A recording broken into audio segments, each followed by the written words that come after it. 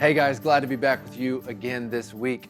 I hope you enjoyed last week hearing from our brother TC and all that God's doing there. And man, I'm excited. Again, I've said every single week, just excited to see what God's doing and going to continue to do.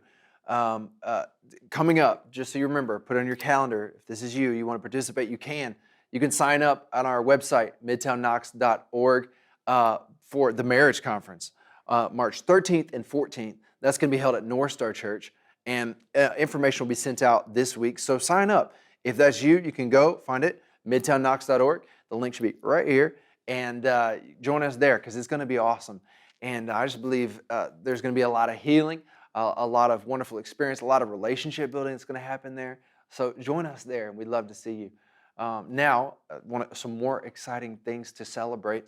We've had life change, and I told you guys this week we'd be celebrating together. So right where you are, let's throw a party because we're going to be joining heaven as another brother surrenders his life to Jesus in baptism. Check it out. I'm with my brother Sean, and if you guys want, and if you want to engage, you can move out of your seats. You can come celebrate. We can gather a little bit. We can move. This time is for that. But Sean walked in, last week? Yeah. Last week, my man Sean was invited by my friend Mason, and we connected and went to lunch, man. And I just know, like when I prayed with you, when I held your hand, man, I knew you had experienced Jesus, man. Like I knew that. And I know that God's got a very special call on your life. And the thing that he imparted to you was his presence, which will be the greatest difference you could ever experience and have. But you now have the power that's actually going to make a difference in this world. You have the King. And this is just simply stepping in obedience to that, where God has called your name. What's the declaration that you are saying when you're coming here today? So can people hear me? Yeah, you speak up right here. So as I told you, I don't think I've ever been baptized in water. But as you could tell from the first time, we met, you said you felt the fire of God on me. And I have felt that. And so it's like, it's time to deny myself. Like I told you, the scripture I read a couple months ago, where it said, deny your cross, deny yourself, pick up your cross, and follow me daily. And the word daily stood out to me like it's never stood out to me. So I think I just want to, I've been doing it my way for so long, and that never got me anywhere. Mm-hmm. Stubborn, obstinate, whatever, just wanting to be my own leader. But now it's just like I feel the Spirit compelling me. Like just the other night, my sister said, hey, do you want to fast Monday? And I was like, I wasn't prepared for the fast, But then I was like, and I got her, she didn't text me anymore. And then I was like, you know what? I felt like convicted just from that. I felt like compelled by the Spirit. Like, you know what? I just need to jump in. I just need to jump in and take that jump of faith. So we're going to fast starting tomorrow. And it's just, I just want to declare denying myself and just letting God be the mover in my life, because I can't do it. I don't have what it takes. I don't have it, so it's God, it's Jesus. Yeah. Because he did the work, or where you got in Jesus? So Jesus is what to you? So Jesus is everything to me. Yeah. Yeah. Just recently, I've done so much wretched things, so many bad things I'm not even comfortable sharing right now. But the fact that God came for me, like I told you, just this past October, getting off drugs and getting clean, he came for me, and I was on my knees, and he lifted me up, and he inhabited my body, and I was speaking in languages I've never spoken before, and I was doing this with my hands, walking around my apartment, like he was inside cleansing the demons that I had allowed to come in from my sin and my defilement, defiling my temple and just being rebellious, toward God.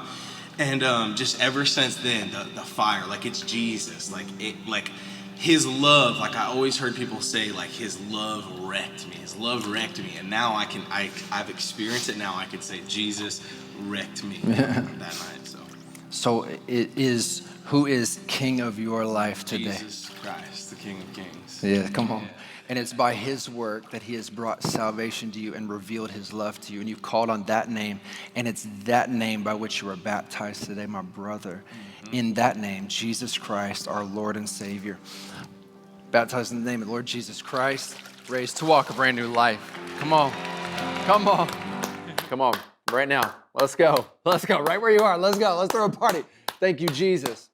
That's what I believe in heaven. I just believe there's a party raging right now. And I just love that we can join heaven right where we are. Heaven comes down when we join it. And that's what we talked about last week. If you've missed out the past couple weeks, I just want to catch you up. Here's kind of what we've been talking about. We've been talking about kind of the vision, like the definition of what Midtown Community is going to be. We're a kingdom movement growing together by loving God and loving the world. And we see this idea of kingdom play out the last several weeks. We've been talking about these kingdom principles. I want to see big moves happen in my life. How do I see big moves happen in my life? Where do I go with my life? That's what we've been talking about. So remember, where do we go? What did Jesus say? When you join the kingdom that has a king, and the king is Jesus, and he set before us some like mandates, some calls on our life, and we receive these, we join heaven. Here's what we talked about. Where do I go? King, where do I go? He says, listen, if you want to know where to go, you don't have to wonder, should I go here or there to be a part of the kingdom? The kingdom is among you. That means the kingdom is right where you are.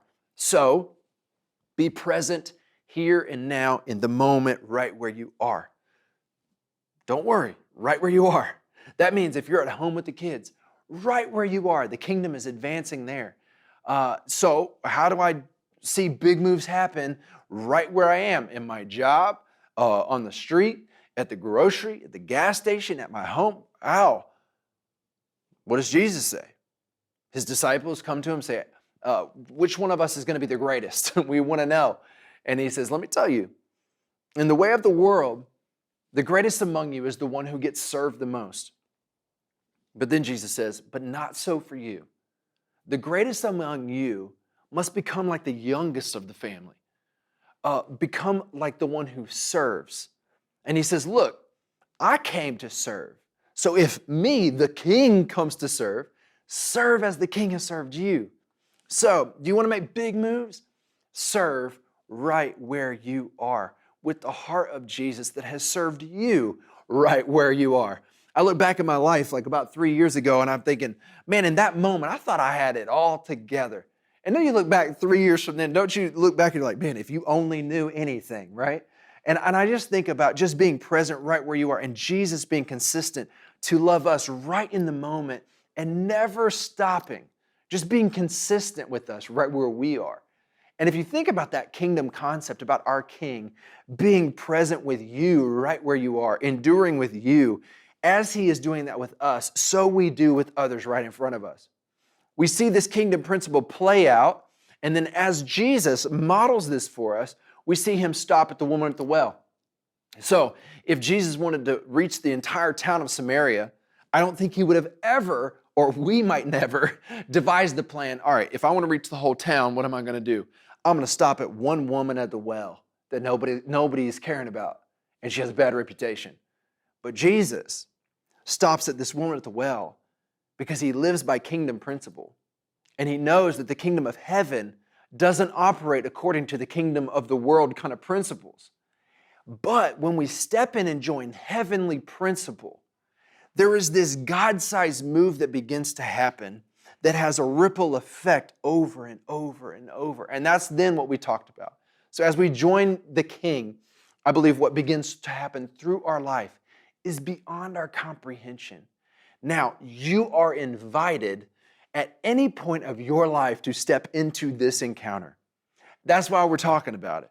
Because we're meant to be this kingdom people who have a king that loves us dearly. And he wants to be a part of what's going on. And if we'll join him, God is moving. You are allowed to come join him. He's made the way for us to be a friend with God. That comes through the person of Jesus. And if you don't know Jesus, I'm just glad you're here today. And I pray you get a fresh sense of who he is and who the heart of our King is. And we're going to continue. We're going to finish up this concept of kingdom. And then we're going to continue on the next several weeks. So join me in John chapter 5. And we're just going to talk about the story, like verses 1 through 17. So join me in this. And if you've got your word, open it up. If you've got your phone, type it in. And then follow along with me. Chapter 5, verse 1. After this, there was a feast of the Jews, and Jesus went up to Jerusalem. Now there is in Jerusalem by the sheep gate a pool, in Aramaic called Bethesda, which was a five-roofed colonnade. In these lay a multitude of invalids, blind, lame, and paralyzed. One man was there who had been an invalid for 38 years. When Jesus saw him lying there and knew that he had already been there for a long time, he said to him, "Do you want to be healed?" The sick man answered him, "Sir, I have no one to put me into the pool when the water is stirred up. And while I'm going another step down before me." Jesus said to him, "Get up, take your bed and walk." And at once the man was healed, and he took up his bed and he walked. Now that day was the Sabbath. So the Jews said to the man who had been healed, "It is the Sabbath, and it is not lawful for you to take up your bed." But he answered them, "The man who healed me, that man told me, 'Take up my bed and walk.'"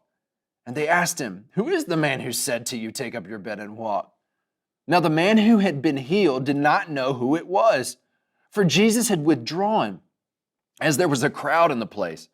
Afterward, Jesus found him in the temple and said to him, "See, you're well.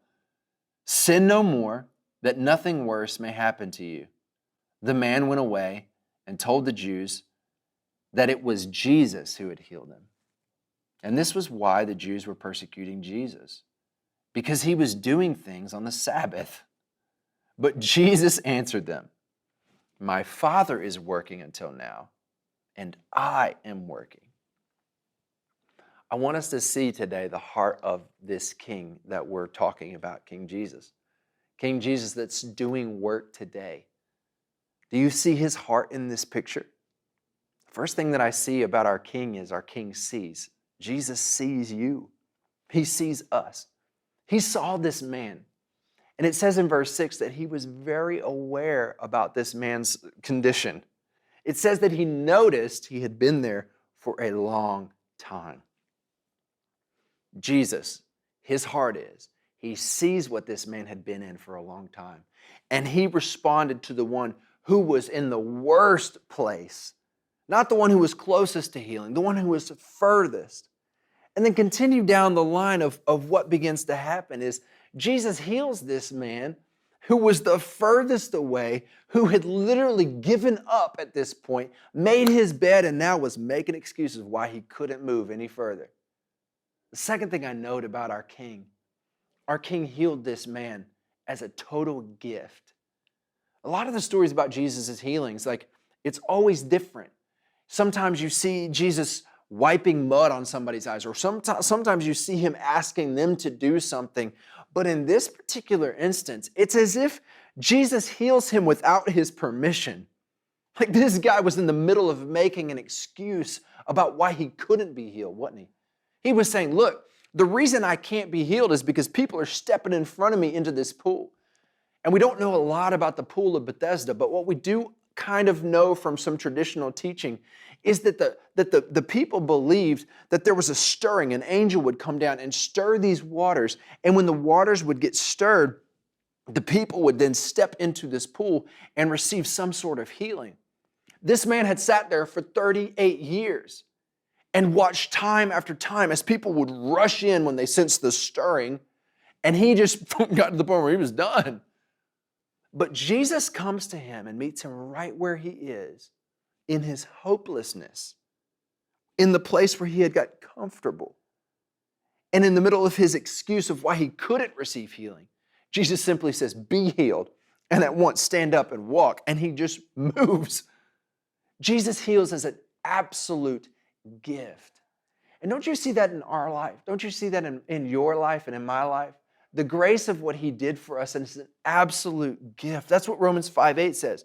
But God shows his love for us in that while we were still sinners, Christ died for us. That means while we were in the furthest place. So maybe this week you feel like you've just really messed it up. Or maybe in your past life, or maybe in a long time ago, you just had a rough past and it's so hard just to get over some of the things that you've walked in and you've done. And yet in this story, Jesus meets this man in the place where he was hopeless, when he had absolutely given up. And he looked way past his circumstance and invited him into healing right now. This is exactly what Romans 5:8 says. While we were at the furthest place, God recognized the need and he moved for us before we even understood his name. He was moving for us. That's what he did for this guy. He says, I don't even know who healed me. I don't even know the guy's name. He just came by, healed me, and then disappeared. And some of y'all today, if you're tuning in and you're just saying, man, I've encountered some kind of presence, I just want to introduce you that the presence that's changing your life and drawing you to even listen to this today, his name is Jesus. I'm just here to introduce you to him. But Jesus is calling people all the time. And that's what we saw in Sean's story today in baptism. Sean encountered Jesus. Sean encountered Jesus. Jesus met him when he was furthest away. When he was stepping out of drugs, Jesus met him right there. And Sean barely even knew that name, but he met him right there. This is the kind of Jesus that we serve. This is the kind of king that is still our king in the kingdom of heaven. He gives gifts for free. He's super generous. The third thing that I see is that Jesus follows up. Man, our king always follows up to finish what he started. So Jesus comes and finds this guy, and this guy didn't know his name, but Jesus had started a work in his life, so he never gives up on the work.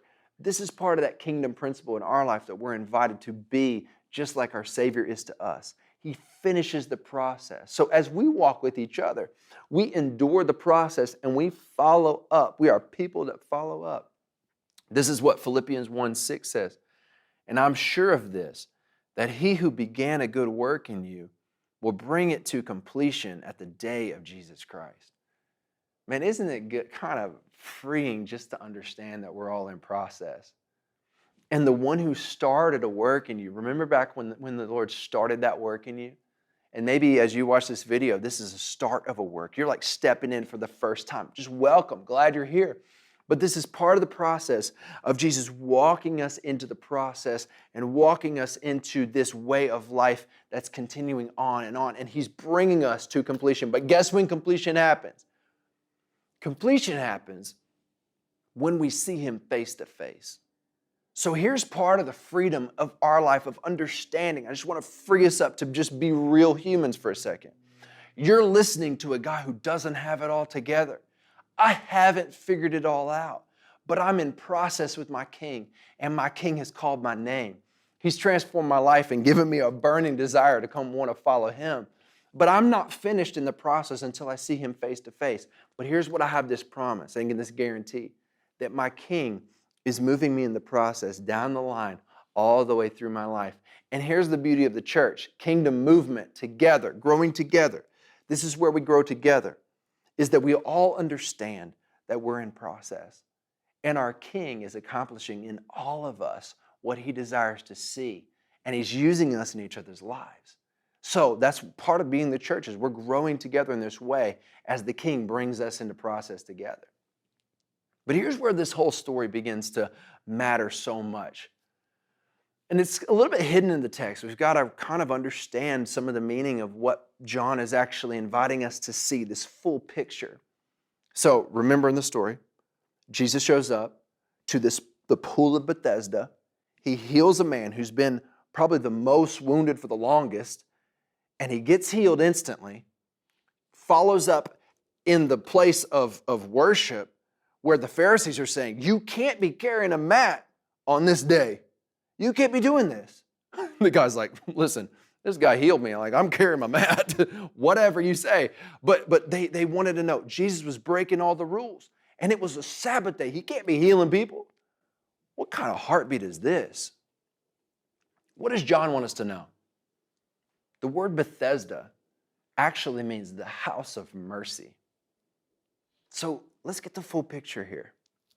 The man, wounded, unable to move, comes looking for mercy. And he tells Jesus, I can't be healed because in this place, no one is merciful. I can't receive healing because people are breaking line in front of me. Listen to the description of mercy. Here's the definition. Mercy is an event to be grateful for, especially because its occurrence prevents something unpleasant or provides relief from suffering. Mercy is also compassion or forgiveness shown towards someone whom it is within one's power to punish or harm. He came to the place of mercy and did not find mercy, so he never found healing. The Pharisees then, look at the heart of the teachers of that day, religious leaders teaching the law, and yet look at a man who had received the kindness of God and tell him, you shouldn't be carrying a mat. This is the Sabbath. No mercy. No mercy at all. It is only law and rule. And where that is, there is never a relief. There is never a healing. And this is the beauty of the gospel, is that Jesus came and did accomplish the law perfectly for us, and then extends to us a gift that we never could earn, mercy. If you can receive that, if you've gotten to the place where you know you're in need of mercy, then you can call out to Jesus and he will meet you in the moment of your need of mercy. But most likely, if you've lived your life so long enough in this place where you don't see mercy, it eventually leads you to the place where you go, why should I even try anymore? Because it's so hard. Just once I get up and begin to walk, it's like I get hit down again, right? And you end up laying there and you go, I don't even want to try anymore because it's so painful to even try and move. Because every move I take, there's no mercy here, and I can't measure up here, and you don't do this good enough here, and so it's beat down, beat down, beat down. Maybe that's happening in your job. Maybe that's a relationship. Maybe that's in your marriage. If you want to bring healing into a relationship today, I invite mercy to step in, and that's only encountered first through the person of mercy, which is our King Jesus. And if you're not experiencing mercy from the King, you won't extend mercy to anyone around you. But I guarantee you what transformed this man's life was the encounter of the merciful one who didn't ask him what his past was like, didn't ask him where he was, didn't ask him, oh, are you hopeless? Well, then get hopeful so you can get healed. It wasn't anything about that. I want to give you healing, and it comes through Jesus. And he gives him healing. And through the healing of Jesus, he steps up and stands. And then Jesus follows up with him and follows up something very, very important. And this is the process that Jesus takes us on, and it's so gentle and it's so kind. But we see Jesus find this man. See, you're healed. But then he invites him to come further. And he says, see to it that you sin no more so that nothing worse will happen to you. You say, Jay, so you're telling me anything that bad happens in our life is from some sin? And I'm going to say no, but I'm going to tell you this, that anything that God has told us not to do, and when we want to step into that and we want to directly disobey, I promise you what will ensue in that place is only chaos. I've never met somebody in all of my life who decides, I'm going to fulfill every one of my desires, like unhindered, whatever I desire, whatever I think of. I've never met anybody who's fulfilled every one of their desires and then comes to me and they're like, I am so happy. I am so full right now. You're full for a moment, but then you have to go searching for the filling again and again and again and again. And eventually you get to the place where you go, I'm not super full and I'm not super happy. And what Jesus is helping us understand is, listen, I'm the one who brings mercy. And if you're looking to receive mercy from this world, you will not receive it. But you can come to the King of mercy and he wants to give you mercy.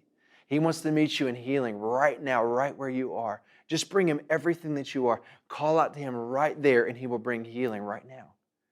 And then begin to walk with him in the way that he's invited you to walk. And as you do, healing only continues and continues and continues. And eventually, you begin to walk the life of Jesus, and then you're the distributor of healing. You become the merciful one from the one who was first merciful to you. This is his invitation to this man. Come and walk with me and be healed and be a person of healing. This is our invitation to the kingdom. I'm going to be honest, like this message is so, it's powerful to me because I had, if I'm honest with you, like probably last year, I hadn't gotten to this place where I was just feeling wounded. I was feeling tired. I was feeling like I'm really trying here, you know? I was doing a good job. And yet I've just kind of got hurt by some friends. You ever get to that place where you get hurt? But then you get hurt again and again and again, and you kind of just sit back and you go, "Why? Why me?" And then eventually when you say, "Why me?" you say, "Why do I try anymore?" And then you sit back and you just sit back some further and you get a little comfortable when you're sitting and you say, "You know what? Y'all go on without me." But I had walked around with just like some heart hurt, and to the point where I really felt physical pain in my chest. And I tell this because I just believe it's going to encourage you today, because you never know who you're going to walk into. And I just believe God led me to start walking the street. You know, when I didn't know what to do, I just started walking the street to tell people about the one that I'd encountered. I don't know anything else other than that. And I was walking the street with one of my friends, and we come upon a guy. He's sitting on a bench, and we think we're going to minister to him. We're going to just bless him. We're going to pray over him or whatever. And reach down to him and shake his hand. And as I shake his hand, he looks into my eyes and he hugs me. And when he hugged me, I felt something just honestly like a presence. It's the only way I can describe it. And when he looked into my eyes, he started speaking a language like I couldn't understand with my mind, but like it felt like the words were just coming into my soul. And I got scared, and I was like, "Hey, hold on, like, who's the king?" Because I know, like, I gotta test this. Like, who is this? I don't know. And he says, "Jesus is king." And I was like, "Well, okay." So for about an hour, I held this guy's hand, and he began to speak and minister to my soul. And as he did, he looked at my chest, and he spoke in tongues, the best thing I could know. And he just put his hand up toward my chest, and I felt that thing just go away. And I'm not saying this is everyone's experience, but I want to tell of my king, because my king sends what we need. And that's the best way I can describe it. I'd walked through a deep time of pain, and I wish it would have come sooner, but I don't at the same time, because when it did come, it was such a relief, and it was such an encounter with him. I was overcome by the goodness of God. And do I think that I don't know, like as I process it, even just here with you, I'm like, I still can't make sense of it.